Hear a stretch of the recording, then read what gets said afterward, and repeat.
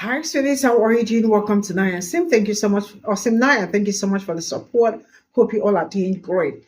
I am going to run with this because Black people built a table, invited everybody to sit on the table, and now Black people are left standing.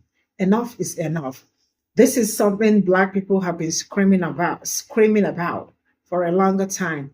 The fact that our Black people are very welcoming and they are ready to take anybody in, not just taking you in. When Black people ride with you, they ride with you to any time. That is absolutely a very beautiful thing. But sometimes we should know when to bring in people and when not to bring people.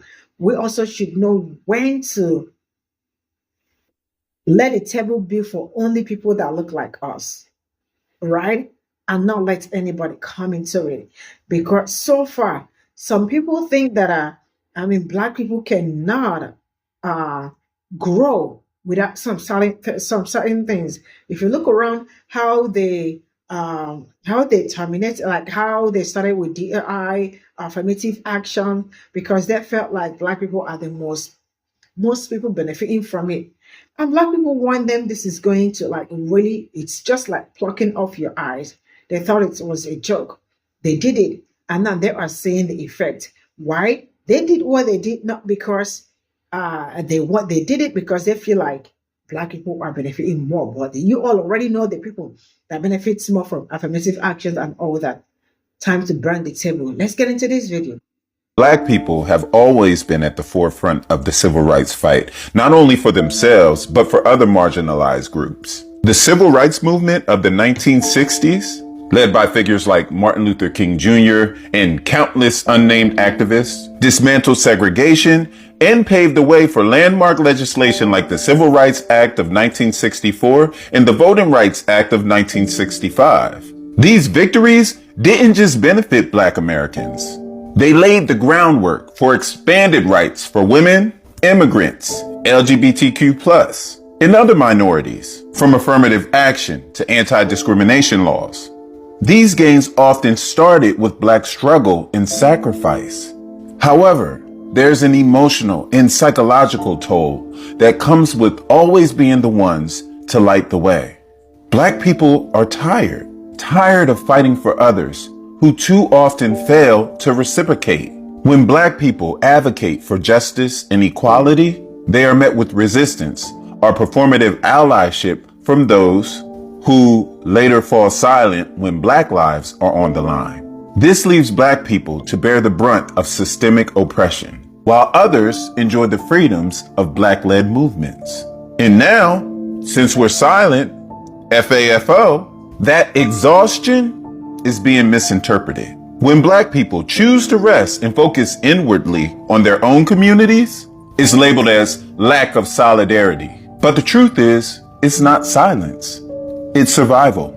Black Americans are drained for generations of giving their voices, their energy, their bodies to movements that frequently exclude them once progress is made. Black Americans have fought for their seat for everyone at the table, only to be left in a corner once the feast begins. Oh, the quietness it's not apathy.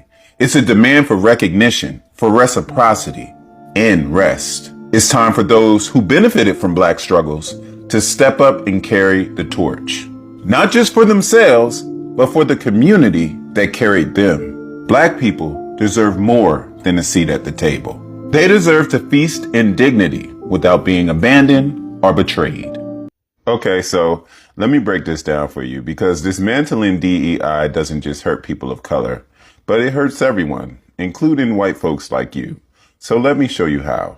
First off, DEI isn't about race. It's about fairness for everyone who's been cut out of opportunities. Think about white women, for example. They've been one of the biggest beneficiaries of affirmative action and workplace equity programs.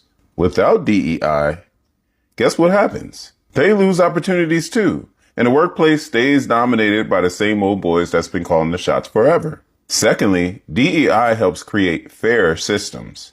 Without it, companies go back to hiring their buddies or sticking with outdated practices that don't value real talent.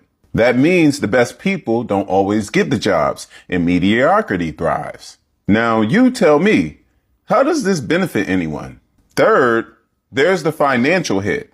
Studies show that diverse teams make businesses more innovative and successful, which means companies without diversity underperform. If you decide to dismantle DEI, you're not just excluding people of color. You're messing up the whole economic system.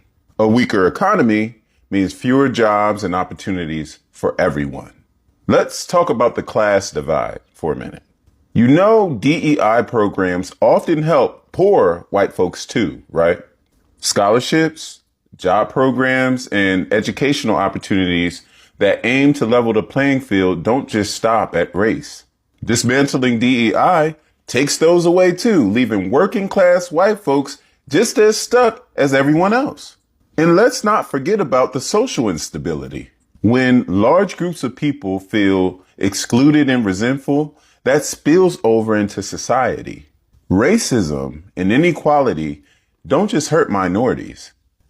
They create divisions and unrest that make life worse for everyone. We're all living in the same society. So when things are unfair, everyone feels the tension. Lastly, I just want to be real and say this. The world is getting more and more diverse, whether you like it or not. Companies and countries that embrace that diversity are thriving. If we decide to stick our heads in the sand and refuse to adapt, we're going to get left behind on the global stage. That hurts our economy, our competitiveness, and our future. So as you can see, dismantling DEI doesn't just hurt people of color. It's like lighting your own house on fire because you don't like the wallpaper. Short-sighted, self-destructive, and it leaves everyone, including you, worst off in the end. That's really as simple as I can put it. This is not about political correctness. It's about logic, fairness, and self-interest. 10 things white people say to black people that are racist, even if they don't realize it. You're so articulate. Why is it racist? It assumes that black people are generally expected to be less intelligent or incapable of speaking well. Complimenting basic communication feels patronizing and reveals a biased, low expectation. I don't see color.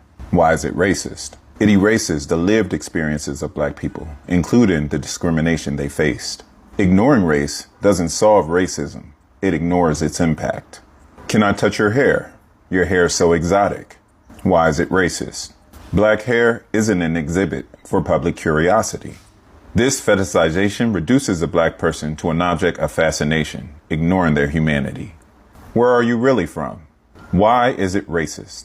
It implies that black people can't truly be American, are British, etc., and perpetuates the idea that they don't belong. You're pretty for a black person. Why is it racist?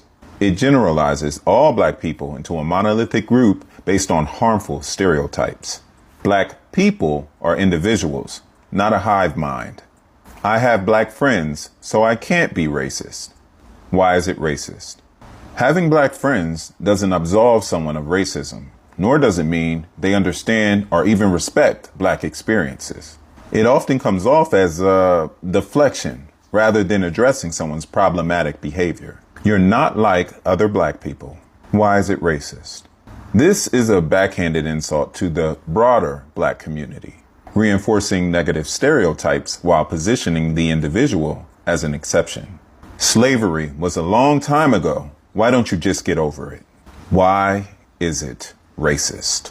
It dismisses generational trauma and systemic inequalities rooted in slavery and ongoing racism, showing ignorance of history and its ongoing effects. All lives matter. Why is it racist? It dismisses specific struggles black people face by undermining the purpose of Black Lives Matter to address racial inequality and police brutality. Saying all lives matter ignores these disparities.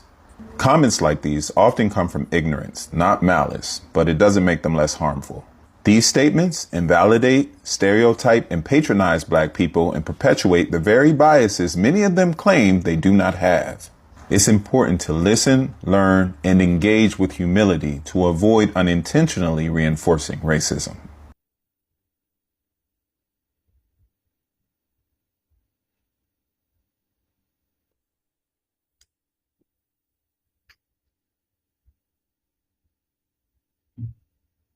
This is all I got from this video, and a very big shout out to this brother. He said it all.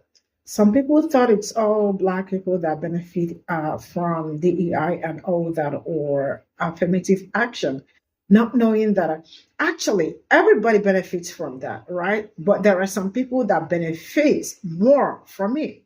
But those ones refuse to agree that they are the ones benefiting more from it. But that is a problem. Some thought Black people are the ones that are like, stopping them from moving ahead or from getting to where they are supposed to be. That is one of the reasons why they decided that affirmative action is something that needed to be struck out. And then the petition, they started writing petition. Black people told them this is absolutely going to hurt you people. And they thought it was all jokes, as usual, because they never listen. One thing I have learned to understand about some people is that they are very selfish. And one thing with selfish people, when they are being that selfish, they don't care what you got to say or whatever you have, like whether it's true or not. That is not important. That is not necessary, right? They effed around and they found that they are actually like they lost it all. And they've been screaming, but the cross is just you people's just carry, right? Some people think Black people are not going to survive. See, I am going to say this. Black people have been surviving all these years. And I don't know how they do it, but that is just how it's been, right? So if you think you are doing something that you just want it to affect you, even when you know it's also going to affect you, you are thinking that it is going to affect them more. Trust me, they will absolutely find a way around it. And that is just something some of you have refused to understand. And then in the end, you come out to scream, I never knew it's going to be this way and all that. And then where he talked about Black people built the table, invited everyone to sit. And now Black people, they are going to sit, eat, right? When they finish eating, they will clean their mouth and find their way out. And then look for a way to make a better table, or look for a way to make another table where they will leave Black people out of it and dine, thinking that why do we need to invite them? Why do we need to have them in our space and all that? But it is the same people, Black people, that are, when they are when they are inviting everybody to the table, they invite everybody. They do not segregate. They do not let anybody out of it. They do it with all love, because one thing I have found out is that Black people have love for themselves and have love for other people. You can take this anywhere. You can say anything you want to say, but that is the truth. Black people care about themselves. That is why other people will be like, we don't have community because we don't know how to keep community, right? We're just not good at it. But Black people have community. They keep community. They know how to maintain it. It's either you want it or you don't want it. Whichever one you want, that it's your problem. But if it's when it comes to community, bringing everybody in, that also doesn't mean like only Black people. When I say bringing everybody in, they bring everybody on the table. And that is one of the problems that Black people are having to bring. See, the truth is that you cannot dine with everybody. And that is something that I am also learning for myself, because as we keep growing, or as I keep growing as human being, I definitely know that there are some people you need to have on the table. There are some people you don't need to have on the table. That is maturity. That is maturing, knowing where you are supposed to be and where you are not supposed to be at every given point or every point in time. That is not selfish. It is actually self-love. And I applaud that. I teach that. I encourage that, because majority of the things that I say here, I try as much as I can to apply them in my daily activities, because it is highly needed for everybody. Everybody must not be on the table. You must not invite everybody to the table, right? 2025. It's either you want to be, if you want to be here, we definitely will know if you want to be here and try as much as we can. But if you do not want to be here and we see that you do not want to be, you are not coming in. Now, the reality is that Black people really need to focus on themselves. I love the fact that you all love so hard. Black people love so hard. When they are riding for you, they ride to the end. They do not stop. That's why people say that They're not even people.